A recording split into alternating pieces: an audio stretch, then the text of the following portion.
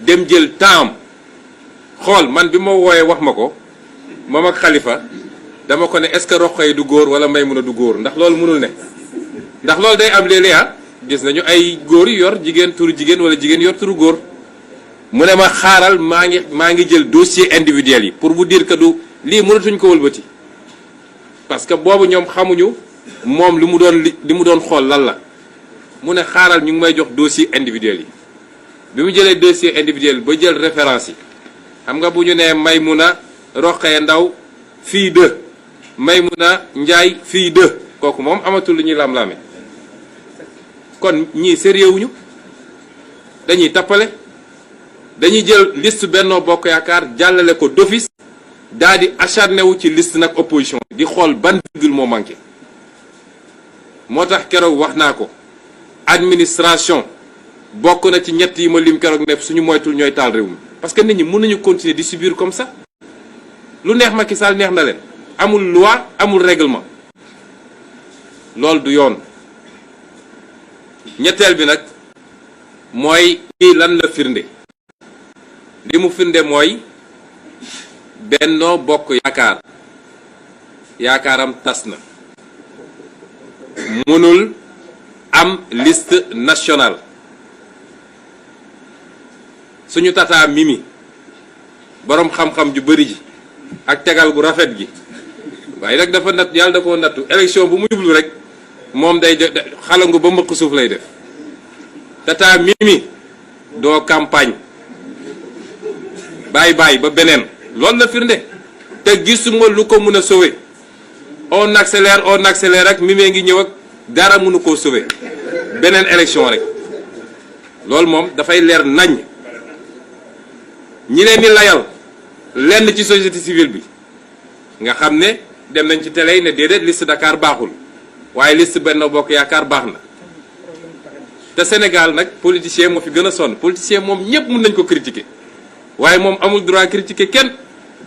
ku jóg ne politiciens yi, ku jóg dem ci télé bi ne man xam naa waaw politiciens yi Benno Bokk kii Yewwi Askan warul woon def lii nangam koo ci ne nag yow xoolal sa bopp mu yuuxu dëkk bi yépp. ñooñu ci société civile bi di leen layal fu ne ñu wër di leen défendre, lii mënuñu koo layal. Conseil constitutionnel éternellement incompétent, bii paar rek di nga compétent, ndax lii mënoo ko layal.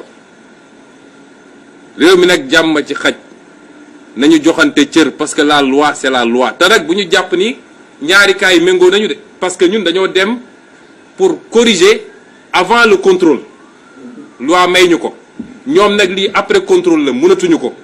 bu ñu essayé na sax ni di def parallélisme, parce que njublang nañu njublang boo xam ne toujours nu ñuy def ba créer le doute ci boppu sénégalais la ñuy def.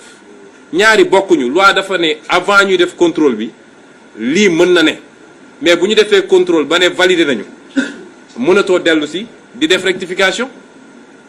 de cee nenam bi muy génn foofu ñi ngi gis seen mandataire bi di daw si xëqat di dugg si, xam naa ñoo ko ne ko njaaxum am na de, gars yi am na lu ñu gis. Benno Bokk Yaakaar bii ci liste nationale la, mënul am liste nationale 53 députés yi bàyyi ba beneen, loolu na leer. waaye nag ba léegi dàqul beneen bi de, mooy parrainage dañ cee am benn bu ëpp. loolu yoon da cee wax lu leer, jaru sax ñuy wax jurisprudence constitutionnelle, parce que la loi n'est même pas interprétable. xam nga fu loi leer kenn du interpréter. dañ ci am benn bu ëpp. tata mi wax na ko, nee na dañ leen bëggoon woon sax moo tax ñu yokk ci benn, moom xam na ni su doon loolu dañ ciy yokk téeméer wala junni, waaye duñ ci yokk benn.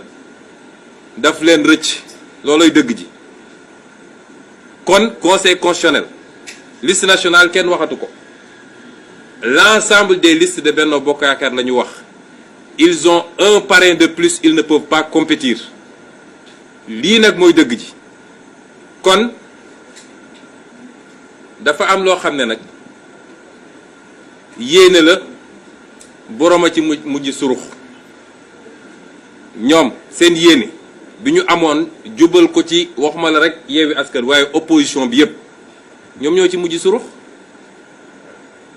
sénégalais yépp nag la ñuy waxal réew mi ñun ñoo ko bokk réew pour mu dox il faut que li ñu tëral ne lii mooy charte bi ku mu war a appliquer wu ci yow mu appliquer ko moo xam Macky Sall la tudd moo xam Khalifa Sall la tudd moo xam yow it Sall nga sant sax di bon moo xam Ousmane Sonko la tudd ku mu war a dal ci moom rek na dal ci moom mais suñu bëggee jël loi bi di ko appliquer à géométrie variable nit ñi duñ ko nangu loolay andi ay fitna ci réew mi ñu ciy woo ñépp nag kilifa yi keneen ak keneen lii lu leer naññ la du lu ñuy lam-laame ce que j'ai dit en wolof c'est de commencer par féliciter notre mandataire national monsieur Déthié Fall président du PRP. Ces derniers jours n'ont pas été faciles. Les attaques sont venues de partout, les critiques. Il a su tenir bon et surtout il a su garder son moral de soldat pour continuer le travail. Je vous le disais l'autre jour lors de mon point de presse, en me disant qu'au moment où j'étais en train de parler, Déthié Fall, Khalifa Sall, Aïda Mbodj étaient en train, avec les avocats, de travailler à la rédaction des recours qu'on devait déposer au Conseil constitutionnel. Et c'est ça Yewwi Askan Wi. Parce que nous savons pourquoi nous sommes ensemble. Nous savons où nous voulons aller. Les difficultés ne manqueront pas. C'est ça l'œuvre humaine par essence. Mais en aucun cas ces difficultés ne casseront cette dynamique qui est une dynamique qui transcende nos personnes, mais qui est une dynamique qui chemine, qui concourt à définitivement mettre un terme à une façon de gérer ce pays et à faire renaître l'espoir auprès des Sénégalais. Et donc félicitations Déthié Fall pour le travail et surtout pour la vigilance, parce qu'il a été très vigilant pour faire ce travail. La deuxième chose, c'est de dire, toujours dans ce prolongement, que Yewwi Askan Wi demeure cette flamme,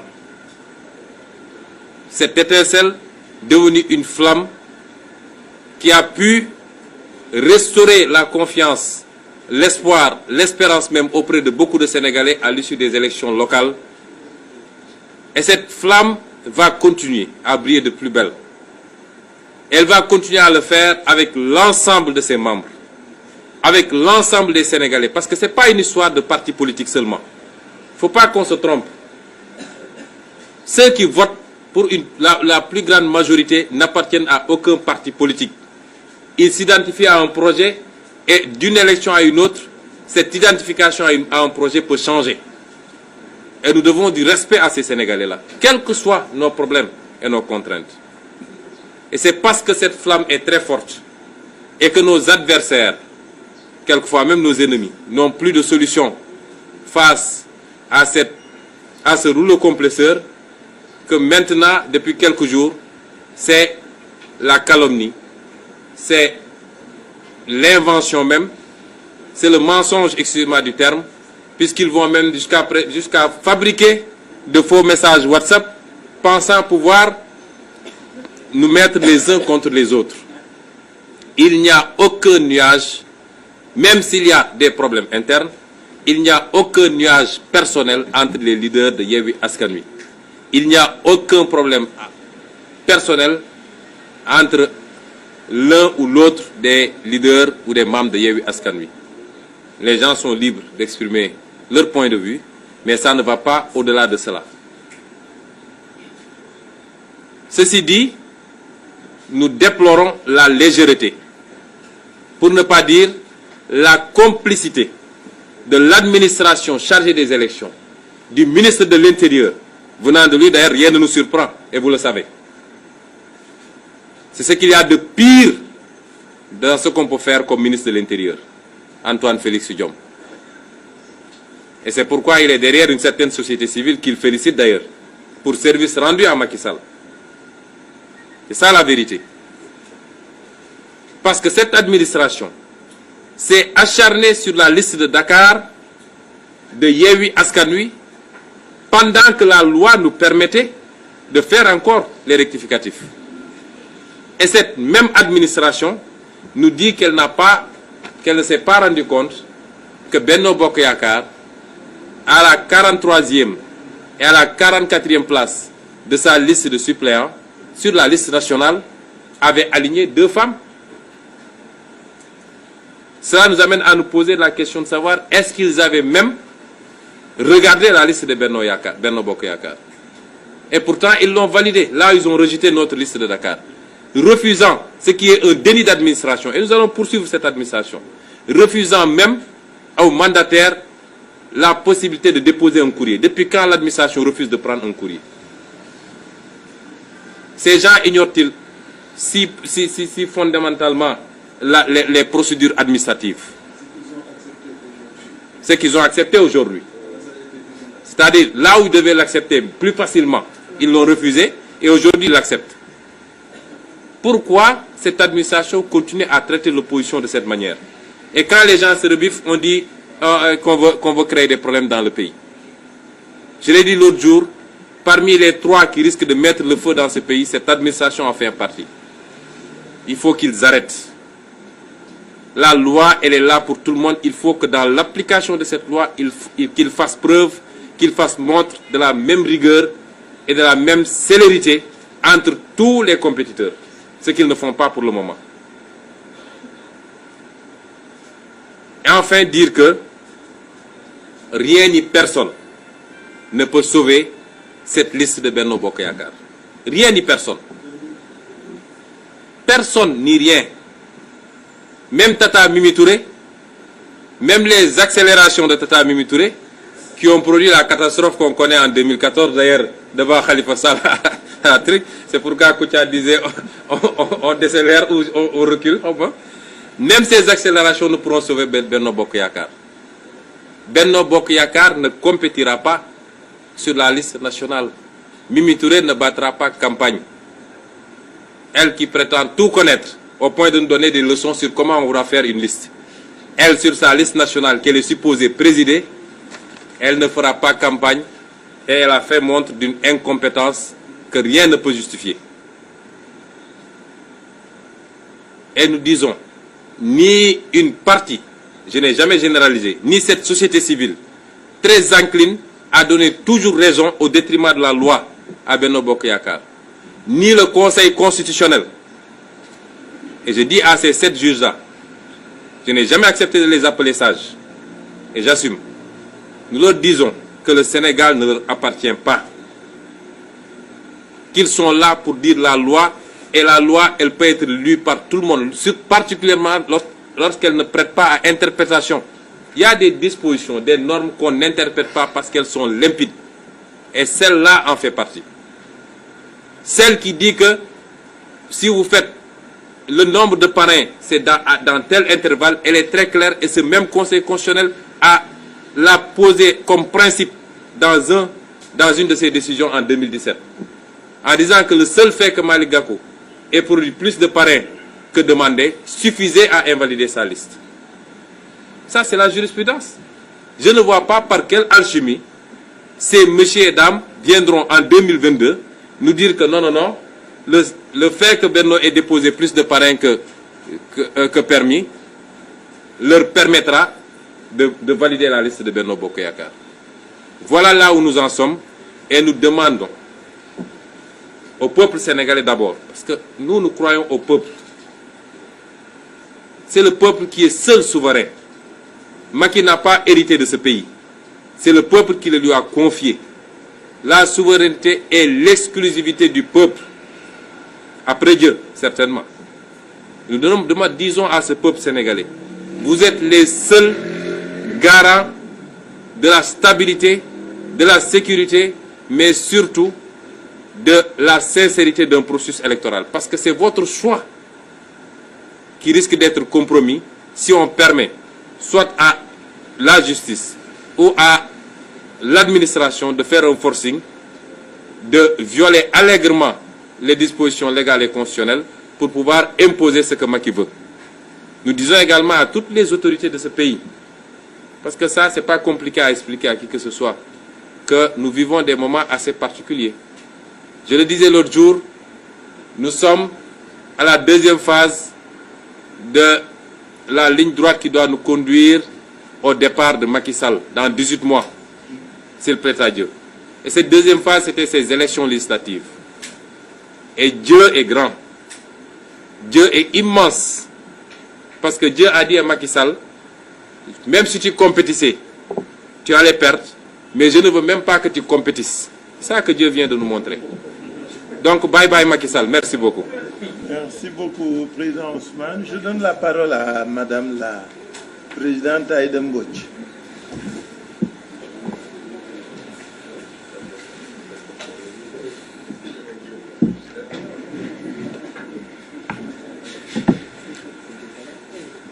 Assalamu alaikum. maa ngi leen di nuyu man dama yaakaar ne Déthié Fall tey dama ko ne Gaynde de Njaay la daan sant mais tey dama koy santale Fall. Il est vrai que le président Ousmane Sonko boosté na ko parce que connaissant son franc-parler bi muy def conférence de presse xamuñu lu muy wax. waaye bi mu nee daf koy soutenir à 500% man maa ko fekk fii boobu ñu ngi nekk ak avocat yi ne ko on te soutient à 500% et il le mérite nelawul guddi nelawul bëccëg et lii c'est le gain de l'engagement, de l'abnégation, de la rigueur. Il faut surtout relever la rigueur avec laquelle il travaille. Et ce qui se passe aujourd'hui, ça veut dire que quand on parle du parrainage, il y a eu bel et bien faute.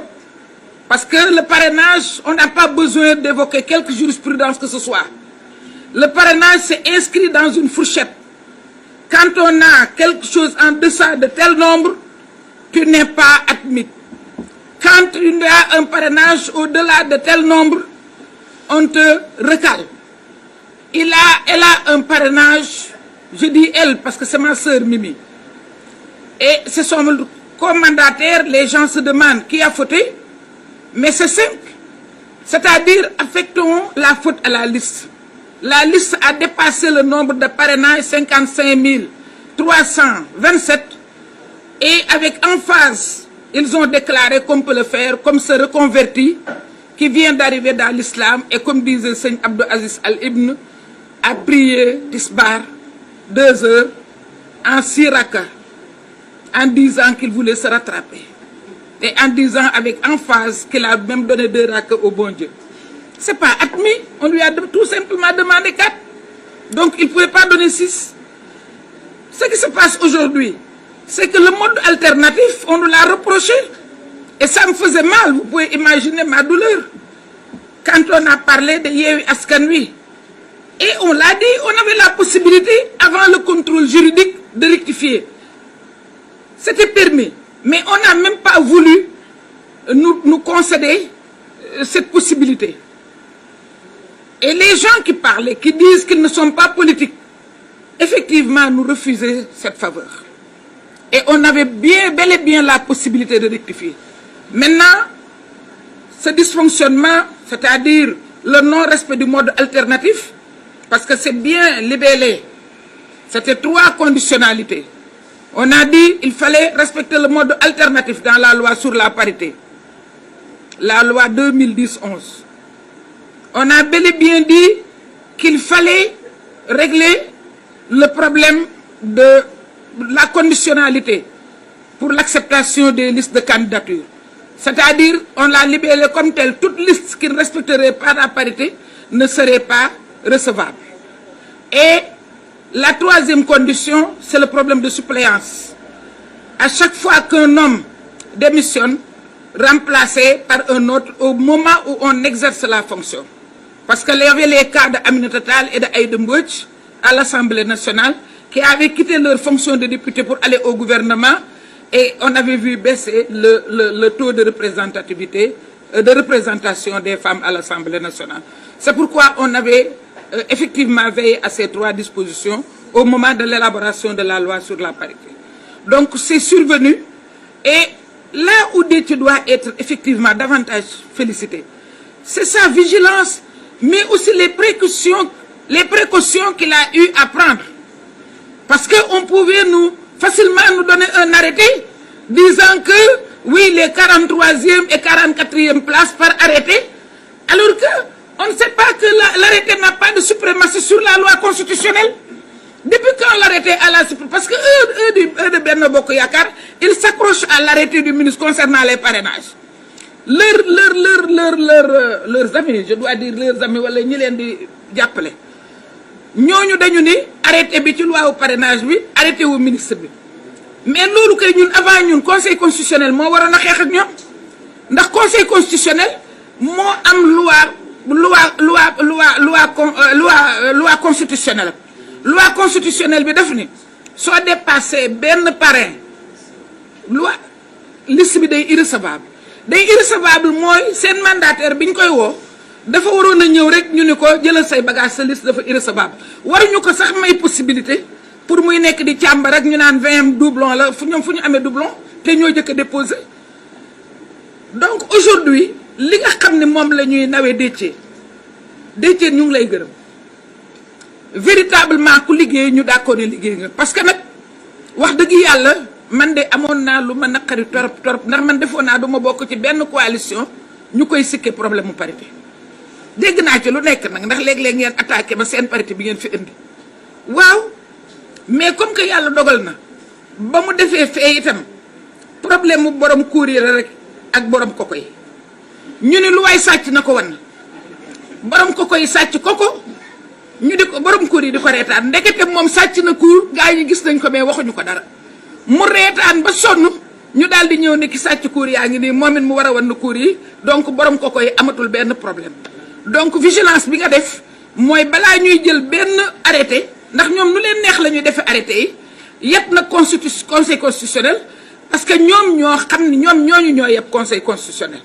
ndax conseil constitutionnel mënuñu ko reléguer au second plan ba arrêté wu ministre nga xam ne décret sax président de la république a koy jël mais arrêté boo xam ne ci ministère bi la yem ñu ne arrêté boobu moom moo ëpp daraja loi constitutionnelle loolu vraiment yebaate la te ñoom bu ñu amee ku leen yëpp kooku moo leen yëpp kooku def arrêté bëgg ko def donc yaakaar naa ni lii dogalu suñu borom la nañ ko delloo ci yàlla parce que di reetaane ndekete yow am nga loo toogaale day wane aussi parparloo day wane ni bu ñu gënee gasaat sax est-ce que du ñu gisaat leneen est-ce que yow doo delluwaat parce que nag ñii contrôlé wuñu seen liste ñoom dañu acharné wu rek ci liste opposition bi lu ñaaw opposition bi la lu bon opposition bi la lu correctul opposition bi la ñoom seen liste moo baax moo jaadu moo normal moo am farata amul bàkkaar maa ngi leen di gërëm di leen sant je vous remercie. Merci beaucoup. Voilà, pour vous remercier et conclure, je donne la parole à Cheikh Tidiane Youm.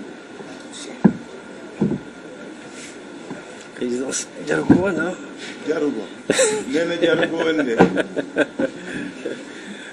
waaw ñu ngi leen di nuyu te di on remercie d'abord monsieur le procureur puisqu'on l'appelle affectueusement monsieur le procureur par rapport aux différentes poursuites qu'il a eu à mener lors des élections locales et des poursuites qu'il a gagnées haut la main. Aujourd'hui, il nous a encore fait preuve de sa ténacité, de sa pugnacité et de son endurance. Le processus, il l'a tenu de main de maître. Pendant que la coalition Benno Bokk Yakaar criait victoire, lui, il s'est concentré sur la procédure, sur le processus pour aller jusqu'au bout, pour faire son travail jusqu'au bout en tant que mandataire national. waaye man li ma bëgg wax sax du ci côté boobu li ma bëgg wax ñaari mbir la benn bi moom Ousmane wax na ko sànq moo di li nga xamante ne nii ñàkk sérieux bi nga xamante ne nii moom la ñu relever ci liggéey bi ñu gis au niveau de la direction générale des élections wax na ko sànq lu mel nii waruñu woon xaar le mandataire national Déthié Fall dans le cadre de ses attributions mu dem di ko gis ñoom suñu defoon seen liggéey danañu ko gis et c'est simplement parce que defuñu seen liggéey Benno Bokk Yakaar dañu andi seen liste ñu jël lépp teg de côté valider ko sans pour autant ñu xool ko acharné wu ci coalition Yewwi Askan Wi waaye dañu xamul ne yàlla ñëpp la fi nekkal te tooñ baaxul yàlla ñëpp la fi nekkal bi ñu nekkee di jubilé naan ñoom ils sont même pas capables de confectionner une liste en respectant la parité booba ñoom fàtte nañu la ñu def ci liste proportionnelle u Benno Bokk Yaakaar nekkuñu fi sax pour justifier ñun li ñu def ne li ñu def expliquer nañ ko wax nañ ko waxaat ko duñ ci ñëwaat waaye ñoom lii ñu def moo gën a yées te comme ni ko Ousmane waxee Déthié wax ko honorable Aïda wax ko Khalifa wax ko nekk na loo xamante ni mënatuñ ko dabaatal kooku il faut mu leer ci boppu sénégalais yépp mënatuñu ko dabaatal parce que contrôle bi def nañu ko ba pare et dès lors que contrôle bi def nañu ko ba pare mënatuñu régulariser dara donc pour dire que au niveau national la coalition Benno Bokk Yaakaar ne participera pas, ne va pas compétir. Cette coalition n'aura pas de liste proportionnelle.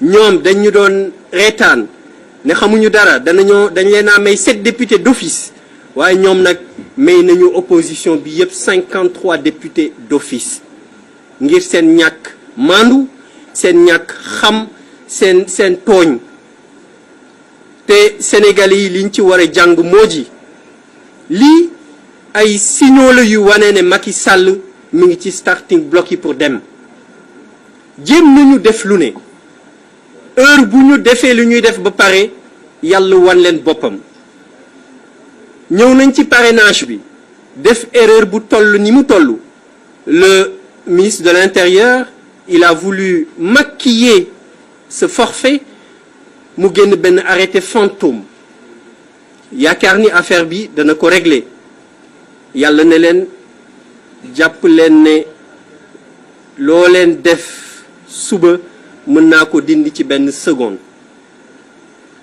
booba xam naa ci seeni cupidité yàppoon nañ ni xëy na lii du feeñ moo tax daal li ñu bëgg wax Sénégalais yi ne leen bu ñu nangu ñun de Yewwi Askan Wi duñu ko nangu mooy ñu reporter élection yi te fi ñu tollu Macky Sall il va tout faire pour reporter élection yi su fekkee ne sa parrainage baaxul sa liste proportionnelle baaxul mooy maanaam doo participer ci élection te yow yaa ngi doon sàkku 3e mandat nga ne su ma demee élection locale su ma amee doole dinaa samp sama ndënd gën ko samp ñu dem ci élection locale ñu tëcc la comme ni ko Khalifa di waxee dóor la dóor yu metti nga ne bon gagné nañ ñun ñoo gagné dinañ dem ci élection législative yi foofu nag dinañ leen wan ne ñoo leen mën faf sax doo participer ci yooyu élection donc loolu misaal la buy wan ne mi ngi ci fin de règne te maa ngi leen di fàttaliku Serigne Moustapha Sy dafa amoon lu mu ko waxoon ci Mawlid il y a 3 ans ne leen Macky Sall mi ngi demander 3e mandat waaye nag ko est-ce que dana ko wóor na ko sax ndax dina yeggali 2e mandat bi loolu nañ ci bàyyi xel 2e mandat bi est-ce que Macky Sall dana ko yeggali il lui reste encore 1 an et demi disons mais su participer wul ci élection législative mooy ni ñu koy waxee assemblée du fa am député naka ngeen mën a imaginer un président de la République qui n'a pas un seul député au niveau de l'Assemblée nationale loolu nu mu mën a nekkee moo di li ñu ko waxoon la ko góor gu tedd googu waxoon ne ko nañu xaar sax ndax dina yeggali 2e mandat bi mi ngi nii 2e mandat bi nañu xool moo tax Sénégalais yi dañ leen di wax ne leen Macky li mu yor ñun ñoo ko dénk li mu am ñoo boole suñu doole jox ko am na loo xamante ne nii dootuñ ko nangu li ñu ko joxoon mu di ko pasaree suñu souveraineté ñu jox ko mu di ko def di ko téyee ci nu ko neexee danañ ko nanguwaat te danañ ko nanguwaat te 2024 du jot donc pour bañ a guddal na Sénégalais yëpp jóg taxaw te ñu ngi artu kilifa diine yi ñu ngi leen di wax ne leen Macky Sall depuis élection locale yi mi ngi dem taxani matt yooyu nga xam ne nii moo nar a taal dëkk bi ñu ngi koy gis nag kenn waxul jot na ñépp jóg jàkkaarloo ak moom ne ko trop c'est trop, ne ko stop dëkk bi dafa fekk li fi nekk duñu nangu mu taal ko te nag bu ñu ko seetaanee dana ko taal parce que fi mu nekk nii dara desetu ko te ki nga xam ne naan il est dos au mur li muy def mooy lépp lu mu nekk ci loxoom dana ko utiliser loolu nag la ñuy wax sénégalais yi di ko wax suñu kilifa diine yi di ko wax kilifa aada yi ne leen nañu jóg wax ak moom mu nangu ay njuumteem nangu njuumte njabootam yi nangu njuumte ñi mu àndal te jàpp ci yàlla dolli gëm yàlla nag ndax fiir yàlla rek moo fi nekk les pexe yu mu mën di def yàlla sunu borom moo ko ëpp doole na xam ni jeexal na lii Déthié di wax waa baay boobu tey la gën a nekk d'actualité donc ngir bañ a guddal li am ba am moo di Macky Sall Benno Bokk Yaakaar seen coalition ne participeront pas à ces élections législatives ñu ngi leen di gërëm wasalaam.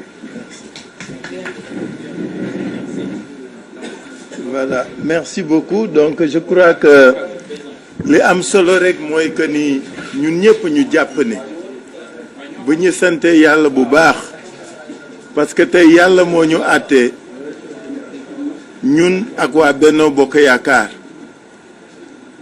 xam nga Ousmane dafa fàttali léegi lan la Yewwi représenté lan la wunda lan moo ñu boole lan moo ñu soxal lan moo ñu ñor ak lan la ñu yéeneel réew mi ak askan wi loolu dafa transcender suñuy personne ak suñuy taxawaay ak yëpp parce que askan wi lu koy jëriñ ak di ko defar amul njëg moo tax li ñuy tëje daal moom mooy dégg ngeen ni coow li bari na lool mais déggu leen benn leaderu Yewwi Askan Wi di épanché wu te loolu la ñuy liggéeyee nag dañuy jëfe mais duñu wax on va continuer le travail méthodiquement méticuleusement pour assurer la victoire de Yewwi Askan Wi ak Wallu ci élection législative yi jëm moo tax ma bëgg ngeen jàpp ñaari yëf rek parce que li coow li bari ñaari yëf yooyu ñoo ñu soxal depuis le 8 mai benn bi daañu xeex pour que liste Dakar validé wu ñaareel bi te yàlla mi ngi ñuy defar daañu xeex pour que liste Benno Bokk Yaakaar invalidé wu lii am tey li mu wunda Déthié wax ko Ousmane wax ko mooy que ni ñoom la ñu bëggoon sottiwul parce que contrôle bi ñu def wane na ni seen liste waru woon sax bokk ni ko Ousmane waxee kenn du ci dellu si c'est limpide comme de l'eau de roche su fekkoon def nañ seen liste nit ñu notifié Dakar noonu la ñu waroon notifié Benno Bokk Yaakaar moo tax dama bëgg dalal xelu askan wi on ira jusqu'au bout yaakaar nañ ni suñu jógee fii tey commission bi dana préparer ñaari lettres yi jox ko ministre mu signé ko pour mu jox ko Benno parce que loolu la ñuy yónnee ci Dakar notification décision bi suñ fi jógee war parce que ñun ñoo leen defal seen liggéey tey ñoom biñ ñu joxee notification Dakar loolu la ñu waroon notifier Benno parloo boobu moo ñaaw moo jekkadi te dama wax ni nag mënatuñ ko salfaane mënatuñ ko jalgati bi ci des ñu jëm conseil constitutionnel déposé nañ fa ñun ñaari recours benn bi pour validation liste de Dakar bi ci des pour invalidation liste Benno Bokk Yaakaar ngir parrainage looloo ñu soxal daañ ci continuer résolument de manière déterminée sans wax sans coow ñu sant yàlla bu baax nag sant yàlla bu baax parce que lu dul dëgg du yàgg te xamoon ni ñun ak ñoom yàlla moo ñuy àtte maa ngi leen di gërëm di leen sant.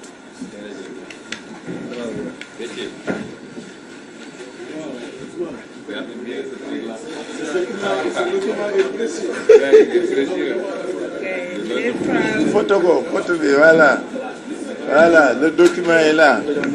photo bu baax a baax avec les caméras. Le document est là.